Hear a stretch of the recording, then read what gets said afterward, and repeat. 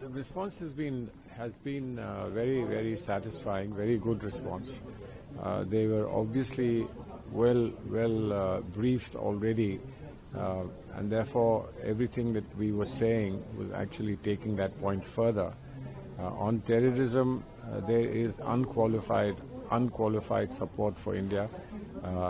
They themselves repeatedly told us what they've communicated at the highest level, at the Prime Minister's level, to the Indian Prime Minister, and from the Foreign Minister's level to the Indian Foreign Minister. The repeated endorsement of their support for us as far as terrorism is concerned is unqualified. The question now is, what next? Where do we go? Now, we ourselves haven't yet decided where we will go, because we've said no talk. There cannot be terror and talk together. That's a clear message that we have conveyed. But we'll have to see as to what is the next step that we are able to take. But that's only once we get a response from Pakistan. We have made a message clear to Pakistan that there's no talk till such time as you give up terror. So how do they give up terror? What kind of indication there will be or proof there will be?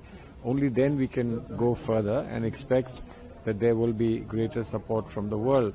Now, in countries that we are visiting now, today we only want to be sure that they are fully sensitized to our concern and that they are willing to support what is reasonable and what is viable in times to come. And that messaging, I think, is very clear. We hope that this will help us plan out things in future. So what has been the message from the Japanese side to convey something to the delegations?